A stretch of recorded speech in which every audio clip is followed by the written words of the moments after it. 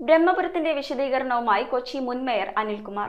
കഴിഞ്ഞ ദിവസം നമ്മുടെ കൊച്ചി മേയർ ബ്രഹ്മപുരം സന്ദർശിക്കുകയും നിങ്ങളെ പലരെയും കൊണ്ടുപോവുകയും ബ്രഹ്മപുരം കാണിക്കുകയും ചില പരാമർശങ്ങൾ നടത്തുകയും ചെയ്തു. സ്വാഭാവികമായ ഒരു പുതിയ ഭരണസമിതി വരുമ്പോൾ ബ്രഹ്മപുരം സന്ദർശിക്കും, ചില പ്രതികരണങ്ങൾ നടത്തും, ചിലപ്പോൾ വിമർശനങ്ങൾ ഉന്നയിക്കും. അതിനൊന്നും യാതൊരുവിധ അഭിപ്രായ വ്യത്യാസവുമില്ല. പക്ഷെ പത്രസമ്മേളനം നടത്തണമെന്ന് ഞാൻ തീരുമാനിച്ചതിന് പിന്നിൽ വസ്തുതാപരമായ ചില കാര്യങ്ങൾ നിങ്ങളുടെ ശ്രദ്ധയിലും ജനങ്ങളുടെ ശ്രദ്ധയിലും കൊണ്ടുവരണം എന്ന് എനിക്ക് നിർബന്ധമുള്ളത് കൊണ്ടാണ്. അതിലൊന്നാമത്തെ കാര്യം, മേയർ പറഞ്ഞതുപോലെ ഞങ്ങൾ ഒരു തെറ്റിദ്ധാരണയും കഴിഞ്ഞ കൗൺസിൽ എന്ന് പറഞ്ഞൊരു വാചകം മേയർ പറഞ്ഞതായി കണ്ടു. കഴിഞ്ഞ കൗൺസിൽ പറഞ്ഞതുപോലെയല്ല, ബ്രഹ്മപുരത്ത് ഒരുപാട് കാര്യങ്ങൾ ചെയ്യാനുണ്ട്. ഇതായിരുന്നു അവരുടെ സ്റ്റേറ്റ്മെന്റിന്റെ ഏറ്റവും പ്രധാനപ്പെട്ട ഒരു ഭാഗം. ഞങ്ങൾ ബ്രഹ്മപുരത്തെ എല്ലാ കാര്യങ്ങളും പൂർത്തീകരിച്ചു എന്നൊരു ഘട്ടത്തിലും പറഞ്ഞിട്ടില്ല. പക്ഷെ ഒരു കാര്യം വളരെ വ്യക്തമാണ്, ഞാൻ മേയറായപ്പോൾ ബ്രഹ്മപുരത്ത് പോയ ബ്രഹ്മപുരമല്ല നിങ്ങളിപ്പോ ചെന്ന ബ്രഹ്മപുരം. അതിൽ നിങ്ങൾ പല മാധ്യമ പ്രവർത്തകർക്കും നേരത്തെ കണ്ട ഓർമ്മയില്ല.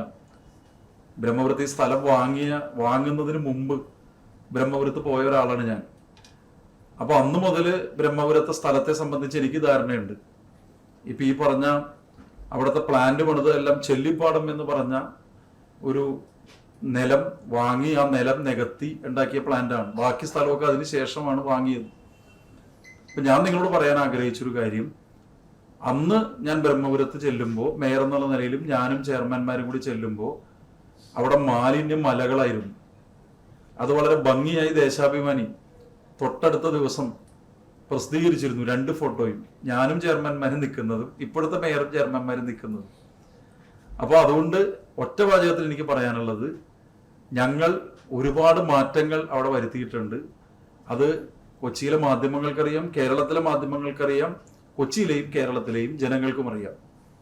ഇനി 2, ഞാൻ അവര് പറഞ്ഞ ചില പ്രശ്നങ്ങളിൽ വസ്തുതാപരമായ ചില കാര്യങ്ങൾ ചൂണ്ടിക്കാണിക്കാൻ ആഗ്രഹിക്കുന്നുണ്ട്. അതിനു മുമ്പ് ഒരു വാചകം കൂടി ഞാൻ പറയാം.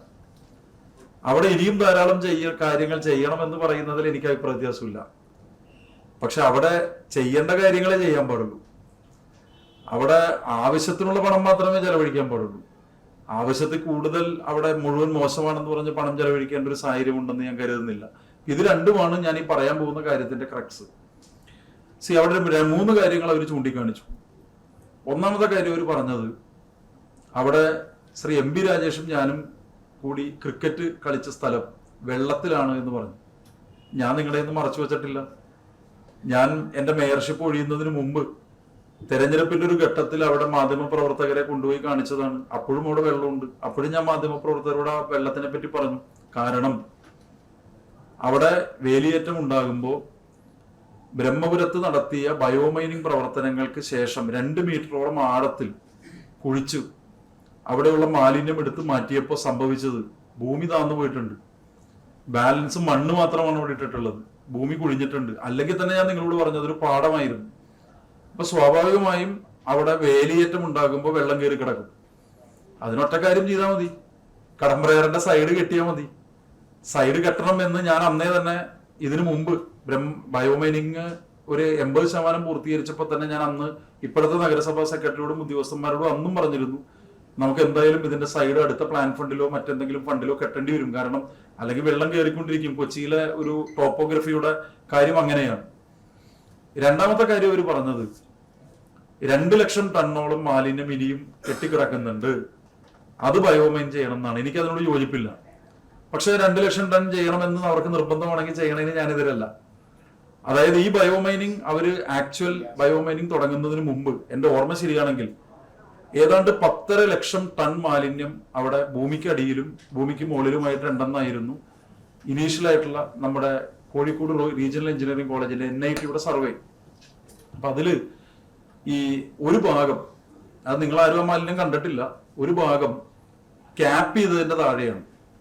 അതായത് പ്രൊഫസർ മെഴ്സി വില്യംസ് മേയറായിരിക്കുമ്പോൾ ആരംഭിച്ച് ശ്രീ ടോണി ചെമ്മണി മേയറായിരിക്കുമ്പോൾ പൂർത്തീകരിച്ച ഒരു ക്യാപ്പിംഗ് വർക്ക് ഉണ്ട്. ക്യാപ്പിംഗ് എന്ന് പറഞ്ഞാൽ അവിടെയുള്ള എല്ലാ ഭക്ഷണ മാലിന്യവും മറ്റെല്ലാ മാലിന്യവും കൂടി ഭൂമി കുഴിച്ച് അതിനകത്ത് ഇട്ട് പരിസ്ഥിതിക്ക് ദോഷമില്ലാത്ത വിധത്തിൽ ശാസ്ത്രീയമായി ചെയ്യുന്നതിനെയാണ് സയന്റിഫിക് ലാൻഡ് ഫില്ലിംഗ് എന്ന് പറയുന്നത്. ആ ജോലി ചെയ്ത ഏതാണ്ട് ഒരു 10 ഏക്കറോളം ഭൂമി ഉണ്ടെന്നാണ് എൻ്റെ ഓർമ്മ. അപ്പൊ അതിന്റെ മുകളിൽ പുല്ലൊക്കെ പടർന്ന് സാധാരണ അങ്ങനെ നിൽക്കും. പല കോർപ്പറേഷനുകളിലും ആ കാര്യം ചെയ്തിട്ടുണ്ട്. അതുകൊണ്ട് ഭൂമിക്ക് യാതൊരുവിധ പ്രശ്നവുമില്ല. കാരണം ഭാവിയിലും നമുക്കൊരു ബിൽഡിംഗ് അവിടെ പണിയണമെങ്കിലും നമ്മൾ അവിടെ എന്ത് പണിയണമെങ്കിലും പാടമായിരുന്നുകൊണ്ട് തന്നെ നമ്മൾ പൈൽ ചെയ്യണം. അപ്പൊ ഈ പറയുന്ന ഈ ക്യാപ്പിങ്ങിന് അടിയിൽ കിടക്കുന്ന മാലിന്യം കൂടി അന്ന് NIT സർവേ ചെയ്തിരുന്നു. അത് ചെയ്യാൻ ഈ പുതിയ കമ്പനി മുന്നോട്ട് വന്നപ്പോൾ ഞാൻ അതിനെ തടഞ്ഞു. ഞാൻ തടയാൻ കാര്യം ഞാൻ പറഞ്ഞിട്ടല്ല, ഇവര് തന്നെ കൗൺസിലിൽ ഇവർ ഉന്നയിച്ചു, മേയറെ ക്യാപ്പ് ചെയ്ത വേസ്റ്റ് എന്തിനാണ് തൊടുന്നത് എന്ന് ചോദിച്ചപ്പോഴാണ് ഞാൻ ഇത് മനസ്സിലാക്കി. ഉദ്യോഗസ്ഥന്മാരോട് ചോദിച്ചപ്പോൾ അവർ ശരിയാണെന്ന് പറഞ്ഞു. അതും കൂടി ഈ ഇനീഷ്യൽ സർവേയിൽ ഉൾപ്പെട്ടിട്ടുണ്ടെന്ന് പറഞ്ഞു. അപ്പൊ ഞാൻ അവർക്ക് ഡയറക്ഷൻ കൊടുത്തു. അത് ശരിക്കും ചൂണ്ടിക്കാണിച്ചത് പ്രതിപക്ഷം തന്നെയാണെന്ന്. ഞാൻ അവർക്ക് ഡയറക്ഷൻ കൊടുത്തു, ഒരു കാരണവശാലും സയന്റിഫിക് ക്യാപ്പിംഗ് നടത്തി മൂടിയ സ്ഥലത്ത് രണ്ടാമത് തുറന്ന് വീണ്ടും ബയോമൈൻ ചെയ്യേണ്ട കാര്യമില്ല എന്ന് പറഞ്ഞു. കാരണം നമ്മൾ ഈ നികുതിദായകരുടെ പണമാണ് ഉപയോഗിക്കുന്നത്, എന്തിനാണ് അങ്ങനെ എക്സ്ട്രാ വേക്കൻസി ചെയ്യുന്നത്? അതുകൊണ്ട് അത് വേണ്ടെന്ന് പറഞ്ഞു.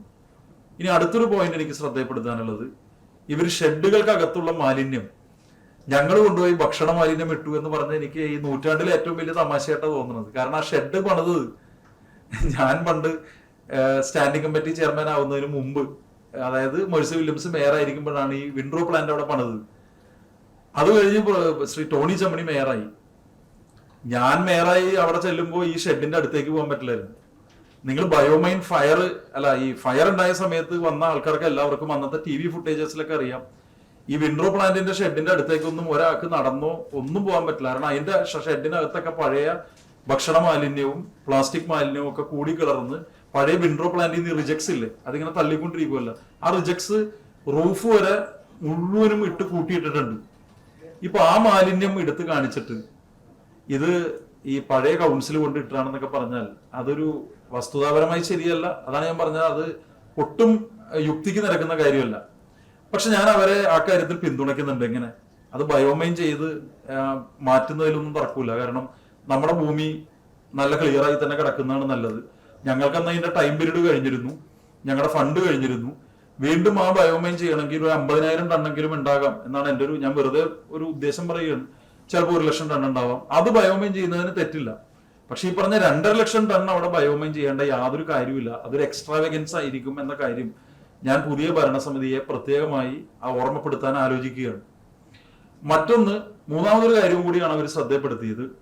അതായത് BSF പ്ലാന്റ് ആയ പ്രശ്നമാണ്. നിങ്ങൾ എല്ലാവരും BSF പ്ലാന്റിൽ വന്നാണ്. 3 തവണ ഞാൻ നിങ്ങളെല്ലാവരും BSF പ്ലാന്റിൽ കൊണ്ടുപോയിട്ടുണ്ട്. കൗൺസിൽ ഒരുപാട് തവണ BSF പ്ലാന്റുകളെ കുറിച്ച് ചർച്ച ചെയ്തിട്ടുണ്ട്. അന്നെല്ലാം ഫാബ്കോയിന്റെ BSF പ്ലാന്റ് നന്നായിട്ട് പ്രവർത്തിക്കുന്നു. നിങ്ങൾ കൗൺസിൽ വന്നിരുന്ന ആളുകൾക്കൊക്കെ ഓർമ്മയുണ്ടാവും. ഒരു പ്ലാന്റ് മാത്രം ഇത്തിരി പ്രശ്നങ്ങളുണ്ട്, അത് പരിഹരിക്കണമെന്ന് മാത്രമേ ഇവർ പറഞ്ഞത്. BSF പ്ലാന്റ് രാജ്യാന്തര ശ്രദ്ധ നേടിയ ഒന്നാണ്. 50 ടൺ വെച്ച് 2 പ്ലാന്റിൽ സംസ്കരിക്കാനുള്ള കപ്പാസിറ്റി ഉണ്ട്. ഞാൻ മേയറാവുമ്പോൾ ആ പഴയ പ്ലാന്റിന്റെ വിൻഡ്രോ പ്ലാന്റിന്റെ അവസ്ഥ എന്താണെന്ന് നിങ്ങൾക്കറിയാം. ഇന്നുള്ള BSF പ്ലാന്റിന്റെ അവസ്ഥ എന്താണെന്ന് അറിയാം. അതിന്റെ റേറ്റ് കൂടുതലാണെന്ന് ഇപ്പൊ ഇവർ കണ്ടുപിടിക്കുകയാണ്. എത്ര റേറ്റ് ആണെങ്കിലും നമ്മൾ സംസ്കരിക്കണ്ടേ? പിന്നെ ഇന്നത്തെ പ്രത്യേകത, CBG പ്ലാന്റിന്റെ ട്രയൽ റൺ വെച്ച് ഞാൻ മനസ്സിലാക്കുന്ന ഒരു 40 ടണ്ണോ മറ്റോ സംസ്കരിക്കുന്നുണ്ട്. നിങ്ങളുടെ വാർത്തകളിൽ നിന്നാണ് ഞാൻ കണ്ടത്. ഞാൻ മേയർഷിപ്പ് ഒഴിയുന്നതിന് മുമ്പ് തന്നെ അവർ മുനിസിപ്പൽ സോളിഡ് വേസ്റ്റ് എടുത്ത് വർക്ക് ചെയ്യാൻ തുടങ്ങിയിരുന്നു. 150 ടൺ വരെ അവർക്ക് ഇൻക്രീസ് ചെയ്യാമെന്ന് പറയുന്നു. വേണ്ട, നിങ്ങൾ 50 എടുക്ക്. 50 കൂടി ആയപ്പോൾ തന്നെ 150 ആയി. ഇതിൽ നിങ്ങൾ ട്രിക്കിയായി നിങ്ങൾ കാണേണ്ട ഒരു കാര്യമുണ്ട്. ഞാൻ വളരെ ഗൗരവത്തോടുകൂടി നിങ്ങളോട് പറയുകയാണ്. കൊച്ചി നഗരത്തിലെ മാലിന്യം എന്ന് പറയുന്നത് 300 ടണ്ണാണ്, 400 ടണ്ണാണെന്നൊക്കെ വെറുതെ പറഞ്ഞാൽ അപകടകരമായ ഒരു പ്രിപ്പോസിഷനിലേക്കാണ് നമ്മൾ പോകുന്നത്. കാരണം അങ്ങനെ വന്നാൽ നമ്മുടെ ചെലവ് കൂടും. ഇഷ്ടം പോലെ ലോറികൾ പല സ്ഥലങ്ങളിൽ നിന്നും, വേണമെങ്കിൽ കോർപ്പറേഷന്റെ പുറത്തുനിന്നും വേസ്റ്റ് എടുക്കുന്ന അന്തരീക്ഷം ഉണ്ടാവും. പഴയ അവസ്ഥ പോലെ തന്നെ ലോകത്തുനിന്ന് മുഴുവൻ സ്ഥലങ്ങളിൽ നിന്നും മാലിന്യം എടുത്ത് ഇവിടെ കൊണ്ടുപോയി ഇടാനുള്ള ഒരു സൗകര്യം ഉണ്ടാകും. കൊച്ചി നഗരത്തിന്റെ പോപ്പുലേഷൻ വെച്ചുള്ള മുഴുവൻ മാലിന്യവും ഇവിടെ വരുന്നില്ല. കാരണം പല കാരണങ്ങളുണ്ട്. ഇപ്പോഴും പല ആളുകളും സ്വന്തം വീട്ടിൽ മാലിന്യം സംസ്കരിക്കുന്നവരുണ്ട്. ഞാൻ അങ്ങനെ ചെയ്യുന്ന ആളാണ്. മേയർ ആവുന്നതിന് മുമ്പ് ഞാൻ അങ്ങനെ ചെയ്യുന്ന ആൾക്കാരാണ്. പല സ്ഥലങ്ങളിലും ഡീസെൻട്രലൈസ്ഡ് പ്ലാന്റുകൾ ഉണ്ട്. ആ ഡീസെൻട്രലൈസ്ഡ് പ്ലാന്റുകളെ പ്രൊമോട്ട് ചെയ്യാണ് വേണ്ടത്. കാരണം നമുക്ക് സെൻട്രലൈസ്ഡ് ട്രീറ്റ്മെന്റ് ഫെസിലിറ്റിയോടൊപ്പം ഡീസെൻട്രലൈസ്ഡ് പ്ലാന്റുകൾ കൂടി ഉണ്ടായാലാണ്, വീടുകളിൽ തന്നെ സംസ്കരിക്കുന്ന രീതി ഉണ്ടായാലാണ്. മാത്രമല്ല ചില ആളുകൾ മാലിന്യം പുറത്തേക്ക് കൊണ്ടുപോയി സംസ്കരിക്കുന്നുണ്ട്, പന്നി ഫാമുകൾക്ക് കൊടുക്കുന്നുണ്ട്. ഇതിനെല്ലാം പരാജയപ്പെടുത്തുന്നത് നമുക്ക് കൈകാര്യം ചെയ്യാൻ കഴിയുന്നതിനേക്കാൾ കൂടുതൽ അളവ് മാലിന്യം ബ്രഹ്മപുരത്തേക്ക് കൊണ്ടുവരുന്നത് ബ്രഹ്മപുരത്തെ എല്ലാ സിസ്റ്റത്തെയും തകരാറിലാക്കും. 1, 2 വ്യാപകമായ അഴിമതിക്ക് ഇടയാക്കും. കാരണം മാലിന്യം കൂടുന്നതാണ് അഴിമതിക്ക് ഏറ്റവും കൂടുതൽ എന്താണ് കൂട്ടുനിൽക്കുന്ന ഒരു കാര്യം. അഴിമതിക്ക് സാധ്യതയുള്ള ഒരു കലയാണ് മാലിന്യത്തിന്റെ അളവ് കൂട്ടുന്നത്.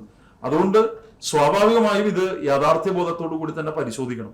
ഞാൻ മനസ്സിലാക്കുന്ന ഒരു കാര്യം, ഇപ്പൊ തന്നെ 150 ടൺ മാലിന്യം സംസ്കരിക്കാനുള്ള ശേഷി നമുക്കുണ്ട്.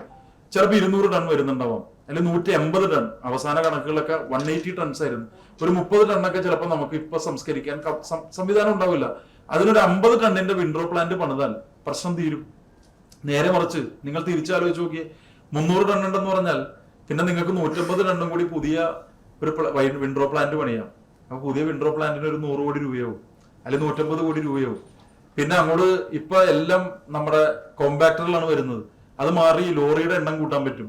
അപ്പൊ ഇങ്ങനെയൊക്കെ ചെയ്യുന്നത് ഒട്ടും ഹിതകരമായിരിക്കില്ല. മാധ്യമങ്ങൾ ഇക്കാര്യം കണ്ണു തുറന്ന് തന്നെ നോക്കിയിരിക്കണം. അവിടെ ഇല്ലാത്ത കണക്ക് മാലിന്യം വരുന്നുണ്ട് എന്ന് പറയരുത്. അങ്ങനെ വരുന്നുണ്ടെങ്കിൽ അത് പരിമിതപ്പെടുത്തുകയാണ് സത്യത്തിൽ വേണ്ടത്. അപ്പൊ ഇതാണ് എനിക്ക് ഈ ബയോമൈനിങ്ങും BSF പ്ലാന്റുകളുമായി ബന്ധപ്പെട്ട കാര്യത്തെ സംബന്ധിച്ച് സൂചിപ്പിക്കാൻ ഉള്ള ഏറ്റവും പ്രധാനപ്പെട്ട കാര്യം. അവസാനം ഒരു പോയിന്റ് കൂടി പറഞ്ഞ് ഞാൻ അവസാനിപ്പിക്കുകയാണ്.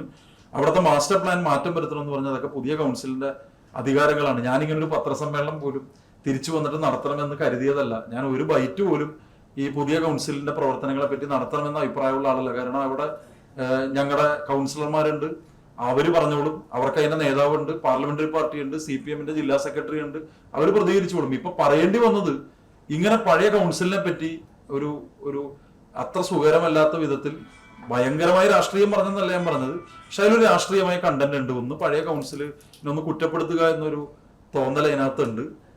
അത് അസംബ്ലി ഇലക്ഷൻ വരെ കൊണ്ടുപോകാനായിരിക്കും. രണ്ടാമത്തെ കാര്യം, കുറച്ചുകൂടി ഗൗരവപ്പെട്ട ഒരു കാര്യം എനിക്ക് തോന്നിയത്, ഉണ്ടാക്കിയ സിസ്റ്റം പൊളിക്കാൻ വേണ്ടിയിട്ടുള്ള ഒരു പരിശ്രമം ഒരു കാരണവശാലും നിങ്ങൾ ആരും അനുവദിക്കരുത് എന്നതാണ്. കാരണം ബ്രഹ്മപുരം നമ്മൾ ഒരുപാട് പാഠം പഠിപ്പിച്ചതാണ്. ഇനി വീണ്ടും പഴയ അവസ്ഥയിലേക്ക് ബ്രഹ്മപുരത്തെ തിരിച്ചു കൊണ്ടുപോകുക എന്ന് പറയുന്നത് കൊച്ചിയിലെ ജനങ്ങൾ സഹിക്കുന്ന ഒരു കാര്യമല്ല. മാസ്റ്റർ പ്ലാൻ മാറ്റുന്നതിലൊക്കെ ഈ കൗൺസിലിന് ജനാധിപത്യയുടെ അവകാശമുണ്ട്. ഇവരെല്ലാവരും കൂടി ഒരുമിച്ചിരുന്ന് ചർച്ച ചെയ്തിട്ട് ഏകണ്ഠമായിട്ടാണ് ആ മാസ്റ്റർ പ്ലാൻ പാസ്സാക്കിയത്. 8 മാസമായിട്ടില്ലെന്ന് എനിക്ക് തോന്നുന്നത്. അപ്പൊ അതിലെന്തെങ്കിലും മാറ്റം വരുത്തണമെങ്കിൽ നിങ്ങൾ മാറ്റം വരുത്തിക്കോ. ആ മാസ്റ്റർ പ്ലാനിൽ ഓൾറെഡി തന്നെ വിൻഡ്രോ പ്ലാന്റിനെ പറ്റിയൊക്കെ നമുക്ക് സജഷൻ ഉണ്ട്, RDF പ്ലാനിന്റെ സജഷൻ ഉണ്ട്. അപ്പോൾ ഇനി അതല്ല, അത് ഈ സ്ഥലത്ത് നിന്ന് ആ സ്ഥലത്തേക്ക് മാറ്റണം, അല്ലെങ്കിൽ പുതിയ എന്തെങ്കിലും കാര്യം, ഞാൻ അതിനൊന്നും എതിരല്ല. അപ്പോൾ മാസ്റ്റർ പ്ലാൻ എന്ന് പറയുന്നത് സാക്രോസെന്റ് ആയിട്ടുള്ള ഒരു കാര്യമല്ല. ഒരു വിഷൻ ബ്രഹ്മപുരത്ത് 110 ഏക്കർ ഭൂമിയെ സംബന്ധിച്ച് ഉണ്ടാകണം എന്നുള്ളത് കൊണ്ടാണ് ഗവൺമെന്റ് സഹായത്തോടെ ചെയ്തത്. ഒറ്റ കാര്യം കൂടി, ഈ CBG പ്ലാന്റ് ഒക്കെ വന്നതിൽ നമ്മുടെ ഗവൺമെന്റിന്റെ പങ്ക് തള്ളിക്കളഞ്ഞ് വർത്തമാനം പറയരുത്. CBG പ്ലാന്റിന്റെ മുമ്പിൽ വന്ന് നിന്നിട്ട് ഇവിടെ CBG പ്ലാന്റ് മാത്രമേ ഉള്ളൂ എന്നൊക്കെ പറയുന്നൊന്നും ശരിയല്ല. കാരണം അതിൽ ആദ്യം ഞാനാണ് BPCL കൊച്ചി മേയർ എന്നുള്ള നിലയിൽ പോയി ഒരു പ്രസന്റേഷൻ നടത്തി. നമ്മളൊരു വിൻഡ്രോ പ്ലാന്റ്, ഈ 150 ടൺ വിൻഡ്രോ പ്ലാന്റിന്റെ ഫണ്ടാണ് CSR ചോദിച്ചത്. അപ്പൊ ഒറ്റയടിക്ക് 150 കോടിയൊക്കെ തരണമെങ്കിൽ 100 കോടിക്ക് മുകളിൽ വരുന്ന ഇത്തരം വലിയൊരു ബൃഹത് പദ്ധതിക്ക് പ്രൈം മിനിസ്റ്റർ ഉൾപ്പെടെ സാങ്ഷൻ വേണം, അവരുടെ ബോർഡിന്റെ സാങ്ഷൻ വേണം എന്ന് പറഞ്ഞിട്ടാണ് അവർ ബോർഡിലേക്ക് പോയി. ബോർഡ് സാങ്ഷൻ ചെയ്തു.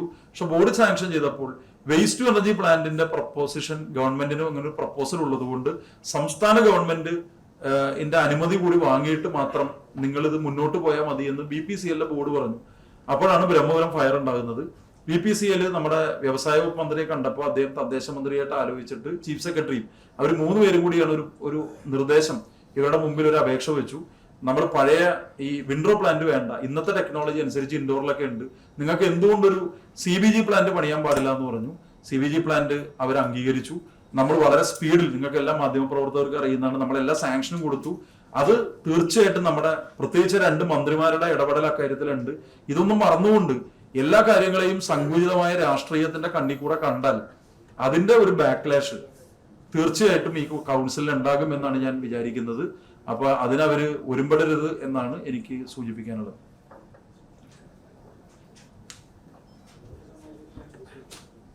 ഞാൻ പറഞ്ഞത് അഴിമതി ആരോപണമൊന്നും ഞാൻ ഉന്നയിച്ചില്ലല്ലോ. ഞാൻ പറഞ്ഞത് വാക്കുകൾ ഒരു മിനിറ്റ് ഞാൻ പറയട്ടെ. ഞാൻ പറഞ്ഞത് വളരെ വ്യക്തമായിട്ടാണ്.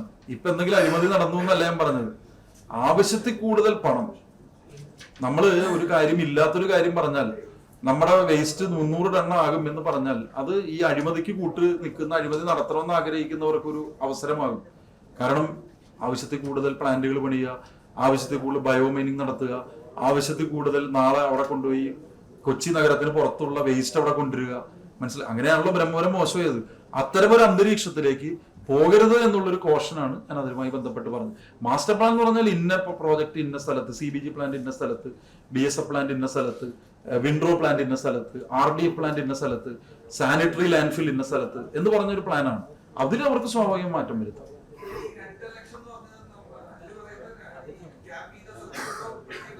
കറക്റ്റ്. അതായത് 2.5 ലക്ഷത്തിന്റെ ടണ്ണ് ഞാൻ അവര് പറഞ്ഞതിൽ നിന്നും, ഞാൻ എന്റെ പഴയ ഓർമ്മയിൽ നിന്ന് ഞാൻ പറഞ്ഞെന്ന് വെച്ചാൽ, ഈ NIT സർവേ ചെയ്യുന്ന എങ്ങനെയാന്ന് വെച്ചാൽ ഭൂമിയുടെ മുകളിലുള്ള വേസ്റ്റ് മാത്രമല്ല, ഭൂമിക്ക് താഴെയുള്ള വേസ്റ്റും കൂടി അവർ സർവേ ചെയ്യും. അപ്പൊ ഒരു കാര്യം വ്യക്തമുള്ളൂ പ്രവീൺ, കാരണം 10 ലക്ഷം 10.5 ലക്ഷം ടൺ മാലിന്യം ഉണ്ടായതിൽ 90% മാറ്റിയെന്ന് ഇപ്പൊ അവര് തന്നെ, നിങ്ങളെല്ലാവരും കണ്ടു മനസ്സിലാക്കിയല്ലോ, നേരത്തെയും കണ്ടു മനസ്സിലാക്കിയിട്ടുണ്ട്, ഇപ്പോഴും മനസ്സിലാക്കിയിട്ടുണ്ട്. ആ പ്രോഗ്രസ് ബ്രഹ്മപുരത്ത് ഉണ്ടായിട്ടുണ്ട്. ബാക്കി അവർ ചെയ്യുമ്പോൾ അതിനാവശ്യമായിട്ടുള്ള ശരിയായ കാര്യങ്ങൾ ചെയ്യുന്നതിന് ഞങ്ങളുടെ പരിപൂർണമായ പിന്തുണ തരം കാര്യങ്ങൾ ഉണ്ടാവും. കറക്റ്റ്. അത് മാത്രമേ ചെയ്യേണ്ടതുള്ളൂ എന്നാണ് എന്റെ അഭിപ്രായം. പിന്നെ പുതിയ കൗൺസിലിന്റെ തീരുമാനങ്ങൾ എടുക്കുന്നത് തെറ്റില്ല. കാരണം നമ്മൾ അഗ്രിമെന്റ് എൻ്റർ ചെയ്തപ്പോ ഈ താഴെ ഉള്ളതും കൂടി ഇതിൽ പെട്ടു എന്നൊക്കെ പറയുന്നത് സത്യമാണ്. അല്ലാതെ അവര് കൊണ്ടുവന്ന കാര്യമല്ലത്. ഞങ്ങളുടെ കൗൺസിൽ ഇരിക്കുമ്പോൾ തന്നെയാണ് ഈ സർവേ ചെയ്ത് താഴെ ഉണ്ടെന്ന് കണ്ടുപിടിച്ചത്. പക്ഷെ ഞാൻ അവിടെ ഒരു ഡിസിഷൻ എടുത്തു. അത് ഇവരുടെയും കൂടി ചർച്ചയുടെ അടിസ്ഥാനത്തിലാണ് എടുത്തത്. ക്യാപ്പിങ്ങിന് അടിയിൽ കിടക്കുന്ന മാലിന്യം പല സ്ഥലങ്ങളിലും പണ്ട് സാനിറ്ററി മറ്റേ ക്യാപ്പിംഗ് സയന്റിഫിക് ക്യാപ്പിംഗ് ഉണ്ടായിട്ടുണ്ട്. ഇപ്പൊ സുപ്രീം കോടതി ഇപ്പൊ അനുവദിക്കാത്തതുകൊണ്ടാണ് മുഴുവൻ ബയോമൈനിങ്ങിലേക്ക് പോകുന്നത്. കാരണം ഭൂമിയുടെ അടിയിൽ അങ്ങനെ കൊണ്ടുപോയി ഇടുന്ന ഒരു ശീലം ശരിയല്ല എന്ന് സുപ്രീം കോടതി പറഞ്ഞിട്ടുണ്ട്. പക്ഷെ ഇത് നേരത്തെ വേ ബാക്ക് നടന്നു കഴിഞ്ഞൊരു കാര്യമാണ്. പിന്നെ ആ ക്യാപ്പിംഗ് തുറക്കേണ്ട കാര്യമില്ലെന്നാണ് ഞാൻ പറഞ്ഞത്.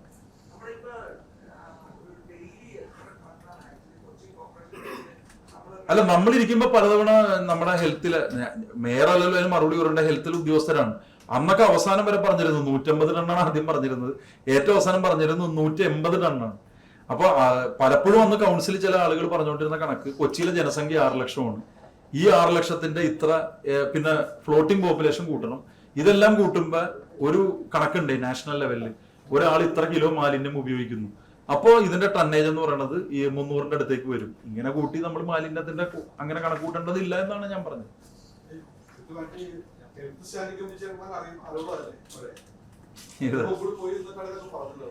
അല്ല, ഞാൻ വ്യക്തിപരമായി ഏതെങ്കിലും, നിങ്ങൾക്കറിയാലോ, അങ്ങേക്കറിയാലോ, എന്റെ രാഷ്ട്രീയ പ്രവർത്തനം ഏതെങ്കിലും ഒരു വ്യക്തിയിൽ കേന്ദ്രീകൃതമല്ല.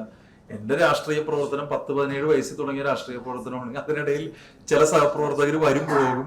എനിക്ക് അങ്ങ് ഉദ്ദേശിച്ച ആളെ സംബന്ധിച്ച് എനിക്ക് നല്ല ധാരണയോടുകൂടിയാണ് ഞാൻ പ്രവർത്തിച്ചത്. ആ ധാരണയിലൊന്നും നേരത്തെയും ഇപ്പോഴും ഒന്നും യാതൊരു മാറ്റവും വന്നിട്ടില്ല. ഈ കണക്കുകളെ സംബന്ധിച്ചൊക്കെ അദ്ദേഹത്തിന് നല്ല ധാരണയുണ്ട്. കാരണം സ്വാഭാവികമായി ഹെൽത്ത് കമ്മിറ്റി ചെയർമാൻ ആ സന്ദർഭത്തിലൊക്കെ എൻ്റെ ഒപ്പം വിസിറ്റ് ചെയ്തിട്ടുണ്ട്. അദ്ദേഹത്തിന് ഈ കാര്യങ്ങളെല്ലാം അറിയാം. എന്താണ് മാലിന്യത്തിൽ ഉണ്ടായിട്ടുള്ളത്. ആദ്യത്തെ BSF പ്ലാന്റ് വന്നപ്പോഴൊക്കെ അതുമായി ബന്ധപ്പെട്ട പ്രവർത്തനങ്ങളിലൊക്കെ അദ്ദേഹം ഉണ്ടായിരുന്നു എന്നത് നിസ്തർക്കമായിട്ടുള്ള കാര്യമാണ്. ബയോമൈനിങ് നടത്തിയപ്പോഴും ബാക്കി അവിടെ ഈ പറഞ്ഞ പിന്നീട് നമ്മളൊരു സിസ്റ്റം മാറ്റിയപ്പോൾ, ഹെൽത്ത് കമ്മിറ്റി എന്നുള്ള നിലയിലല്ല നമ്മൾ സിസ്റ്റം മാറ്റിയത്. അറിയാലോ, ബ്രഹ്മപുരം ഫയർ വന്നതിന് ശേഷം നമ്മൾ അങ്ങനെയുള്ള ഡീസെൻട്രലൈസ്ഡ് പ്ലാന്റുകൾ, RRFകൾ, ബോട്ടിൽ ബൂത്തുകൾ, പിന്നെ നമ്മുടെ കണ്ടെയ്നർ MCFകൾ, ഇങ്ങനെയുള്ള പുതിയ സംവിധാനങ്ങൾ, പറഞ്ഞ BSF പ്ലാന്റ്, CBG പ്ലാന്റ്, ഇത്തരം കാര്യങ്ങളൊക്കെ ഹെൽത്ത് കമ്മിറ്റി ചെയർമാൻ എന്ന് പറയാൻ പറ്റില്ല. കാരണം കോർപ്പറേഷൻ കൗൺസിൽ ആസച്ച് എടുത്ത തീരുമാനമാണ്. അതിൽ മേയർ എന്നുള്ള നിലയിൽ എൻ്റെ ഒരു റോളുണ്ട്, സംസ്ഥാന സർക്കാരിന്റെ റോളുണ്ട്. ഡിലേ ആയത് എന്താന്ന് വെച്ചാൽ അവരുടെ കോൺട്രാക്ടറുമായി ബന്ധപ്പെട്ട് ഞാൻ മനസ്സിലാക്കുന്നതാണ് പറയുന്നത്. അതൊന്നും ഫോർമൽ, അവരുടെ കോൺട്രാക്ടർക്ക് മറ്റു പല അസൈൻമെന്റ് കിട്ടി, ചില തടസ്സങ്ങൾ. പിന്നെ ഈ ബ്രഹ്മപുരത്തെ കൺസ്ട്രക്ഷൻ എല്ലാത്തിനും, അതാണ് ഈ ബയോമൈനിങ്ങിനൊക്കെ സംഭവിച്ചിട്ടുള്ളത്. ആ സ്ഥലത്തിന്റെ ഒരു മാർഷി ഏരിയ ആണല്ലോ. അപ്പൊ അവിടെ കൺസ്ട്രക്ഷനും അവിടെ ഭൂമി എടുക്കുമ്പോഴും ഒക്കെ അതിൻ്റെതായ പ്രയാസങ്ങൾ അവിടെ കൺസ്ട്രക്ഷൻ വന്നിട്ടുണ്ട്. അങ്ങനെയാണ് അവര് വൈകി എന്ന് പറഞ്ഞാൽ 18 മാസം വരുന്നവരുടെ 18 മാസം വരുന്നവരുടെ 1 കൊല്ലം കഴിഞ്ഞപ്പോൾ അവർ മിക്കവാറും കാര്യങ്ങൾ തീർത്തിരുന്നു. അവരുടെ ട്രയൽ റണ്ണും ആരംഭിച്ചിരുന്നു. പക്ഷെ ഇപ്പൊ ഞാൻ മനസ്സിലാക്കുന്നത് ഇപ്പൊ 18 മാസം ഇനി അങ്ങോട്ട് നീളും തോറും 18 മാസം തീരുന്നുള്ളതാണ്. നമ്മുടെ നാട്ടില് ജനകീയ ആസൂത്രണം എന്ന് പറഞ്ഞ ഇപ്പൊ ഓടിക്കൊണ്ടിരിക്കുന്ന ഒരു പ്രസ്ഥാനം ഉണ്ടായിരുന്നു. അതിനെ 2001 ശ്രീ AK ആന്റണി വന്നപ്പോൾ അദ്ദേഹത്തിന് പെട്ടെന്ന് തോന്നി ജനകീയ ആസൂത്രണം എന്ന് പറയുന്നതിൽ എന്തോ കുഴപ്പമുണ്ടെന്ന്. അപ്പൊ അദ്ദേഹം അതിനൊരു പുതിയ പേരിട്ടു, ഓർമ്മയുണ്ട, വികേന്ദ്രീകൃത ആസൂത്രണം. അന്ന് മുതൽ സംഭവിച്ചൊരു കാര്യം, അതുവരെ നമ്മുടെ വാർഡ് കൺവെൻഷനൊക്കെ ഭയങ്കര ആളായിരുന്നു. അപ്പൊ ജനങ്ങൾക്ക് മനസ്സിലായി ഞങ്ങളെ മാറ്റിയതാണെന്ന്. അതിനുശേഷം LDF ഭരിച്ചപ്പോഴും ജനപങ്കാളിത്തം കുറഞ്ഞു എന്നാണ് ഞങ്ങളുടെ വിലയിരുത്തല്. ജനം പോയി, എന്നിട്ട് തിരിച്ച് ജനകീയ ആസൂത്രണം തന്നെയായി. ഇപ്പൊ ആർക്കും നടക്കൂലല്ലോ. കുടുംബശ്രീ നമ്മുടെ നാട്ടിൽ ലോകം മുഴുവനും അറിയപ്പെട്ട ഒരു പദ്ധതിയാണ്. കുടുംബശ്രീക്ക് പകരം ഒരു സാധനം കൊണ്ടുവന്നു, ഓർമ്മയുണ്ടോ നിങ്ങൾക്ക്? ജനശ്രീ. അതിൽ നിന്നും ജനങ്ങൾ പോയി. അപ്പൊ തിരിച്ച് കുടുംബശ്രീ തന്നെ വന്നു. ഇപ്പൊ അവർ കുടുംബശ്രീയുടെ ചാമ്പ്യന്മാരാണ്. എല്ലായിടത്തും അവർ തെരഞ്ഞെടുപ്പിൽ മത്സരിക്കുന്നുണ്ട്. സമൃദ്ധി വന്നപ്പോ ഇവര് കരുതുന്നത് CPM-ന്റെ പദ്ധതിയാണെന്നാണ്. അങ്ങനെ പറഞ്ഞെന്നല്ല ഞാൻ പറയുന്നത്, അവരെ അത് തുടരണമെന്ന് പറഞ്ഞിട്ടുണ്ട്. അപ്പൊ ഞങ്ങളുടെ ജില്ലാ സെക്രട്ടറി പറഞ്ഞതായി ഞാൻ കണ്ടു നിങ്ങളുടെ ഏതൊരു ചാനലിൽ. ഈ സമൃദ്ധി CPM-ന്റെയും കോൺഗ്രസിന്റെയും ഒന്നും അല്ലല്ലോ, രാഷ്ട്രീയമൊന്നും അല്ലല്ലോ, ആളുകൾക്ക് ഭക്ഷണം കൊടുക്കുന്ന കുടുംബശ്രീ പദ്ധതിയല്ലേ. അപ്പൊ സമൃദ്ധി തുടരണമെന്ന് അവർ പറയുന്നുണ്ട്. ഒറ്റ അഭിപ്രായ വ്യത്യാസം എനിക്കുള്ളു. ഇന്ദിരാ ക്യാൻറ്റീൻ കൊണ്ടുവരുന്നതിൽ എനിക്ക് അഭിപ്രായ വ്യത്യാസമില്ല. കാരണം അവർ ഏത് പദ്ധതി കൊണ്ടുവരുമ്പോഴും ആ കുടുംബത്തിൽ നിന്ന് ആരുടെയെങ്കിലും ഒരാളുടെ പേര് സ്വാഭാവികമായിട്ട് അവർ അതിനൊപ്പം ഇടും. അത് ഈ വർഷങ്ങളായിട്ട് ഇന്ത്യ മുഴുവൻ കാണുന്ന ഒരു കാര്യമാണ്. അതിലൊന്നും നമുക്ക് അഭിപ്രായ വ്യത്യാസമില്ല. കാരണം ഭക്ഷണം ആരുടെ പേരിലാണെങ്കിലും കൊടുക്കുന്നത് സൗജന്യമായ നിരക്കിൽ കൊടുക്കുന്നതിന് പ്രശ്നമില്ല. അമ്മ ക്യാൻറ്റീൻ ഉണ്ട്, നമ്മ ക്യാൻറ്റീൻ ഉണ്ട്, ഇല്ലേ? പക്ഷെ ഒറ്റ പ്രശ്നമുള്ളൂ, അതുകൊണ്ട് ഈ സമൃദ്ധിക്ക് അകത്ത് കൊണ്ടുവന്ന് ഓപ്പൺ ചെയ്ത് കുറച്ച് കഴിയുമ്പോൾ നമ്മുടെ ഈ സമൃദ്ധി പൂട്ടിക്കരുത്. കാരണം സമൃദ്ധി പൂട്ടിക്കഴിഞ്ഞാൽ അത് നമ്മുടെ പല ആളുകളുടെയും വയറ്റത്തടിക്കും, കുടുംബശ്രീക്കാരുടെയും വയറ്റത്തടിക്കും. എനിക്ക് അവർ പറഞ്ഞ ഒരു കാര്യത്തെ ഞാൻ പിന്തുണയ്ക്കുകയാണ്. സമൃദ്ധിയുടെ കണക്കുകൾ അവർ ഓഡിറ്റ് ചെയ്യുന്നുണ്ട്, അവരുടെ സ്ത്രീകൾ ഏതോ ഓഡിറ്റിംഗുകാരെ കൊണ്ട് ഓഡിറ്റ് ചെയ്യുന്നുണ്ട്. ഇനി കോർപ്പറേഷൻ ഓഡിറ്റ് ചെയ്യുന്നൊക്കെ പറഞ്ഞു കേട്ടോ, അതിനൊന്നും ഞാനെതിരല്ല. അവർ ഓഡിറ്റ് ചെയ്തോട്ടെ, പുറത്ത് പറഞ്ഞോട്ടെ, അതിന്റെ ലാഭനഷ്ട കണക്കുകളൊക്കെ പുറത്ത് വന്നോട്ടെ, ഞാൻ അതിനൊന്നും എതിരല്ല. അവര് അതിനെ കൂടുതൽ സഹായിക്കും എന്ന് പറഞ്ഞിട്ടുണ്ട്, ഞാൻ അതിനൊക്കെ സപ്പോർട്ടാണ്. ഞങ്ങൾ ഒറ്റ കാര്യത്തിൽ അഭിപ്രായ വ്യത്യാസം പറഞ്ഞു. സമൃദ്ധിയുടെ അകത്ത് കൊണ്ടുവന്ന് ഇന്ദിരാ ക്യാൻറ്റീൻ തുടങ്ങിയിട്ട് നേരത്തെ ജനകീയ ആസൂത്രണത്തിൽ നിന്ന് ജനങ്ങളെടുത്ത് മാറ്റി കുടുംബശ്രീ നിന്ന് കൊണ്ടുവന്ന് ജനശ്രീ എന്നാക്കി, പിന്നെ അവര് തന്നെ തോറ്റുപോയ പോലെ അവരുടെ ഇന്ദിരാ ക്യാൻറ്റീനും സമൃദ്ധി എല്ലാം തോക്കുന്ന ഒരു അവസ്ഥ ഉണ്ടാക്കരുത്. കാരണം ഇപ്പൊ നമ്മൾ ഹങ്കർ ഫ്രീ സിറ്റി എന്ന് പറഞ്ഞൊരു നല്ല അഭിപ്രായം ആളുകളുടെ ഇടയിൽ എല്ലായിടത്തും ഉണ്ട്. അത് നിങ്ങളുടെയൊക്കെ പിന്തുണയോടുകൂടിയാണ് നടന്നത്. അതുകൊണ്ട് എനിക്ക് തോന്നുന്നത് നിങ്ങള് ഞങ്ങളെക്കാൾ കൂടുതൽ വലിയ ശ്രദ്ധയോടുകൂടി പദ്ധതികളെ കാണുമെന്നാണ്. സമൃദ്ധി തുടരണം. ഉച്ചയ്ക്ക് നമ്മുടെ 20 രൂപയ്ക്ക് ഭക്ഷണം കഴിക്കുന്ന ആളുകളുടെ വയറ്റത്തടിക്കരുത് എന്നുള്ളതാണ് ഞങ്ങളുടെ പ്രശ്നം. അതിനേക്കാൾ ഭീകരമായ ഒരു പ്രശ്നമാണ് 100-200 ചില സ്ത്രീകൾ ജോലിയുള്ള ഒരു സ്ഥാപനമാണ്. അപ്പൊ സ്ത്രീകൾ നമ്മുടെ വർക്ക് ഫോഴ്സിലേക്ക് വരുന്ന ഏറ്റവും പ്രധാനപ്പെട്ട ഒരു കാര്യമാണ്. അവരുടെ കുടുംബത്തിലെ പുക കെടുത്തരുത്. നമ്മുടെ പേരുകൾ തമ്മിൽ വഴക്കിട്ടിട്ട് ആ ഉള്ള പുക നമ്മൾ അടയ്ക്കരുത് എന്നുള്ളത് മാത്രമേ പറയാനുള്ളൂ. Okay, thank you.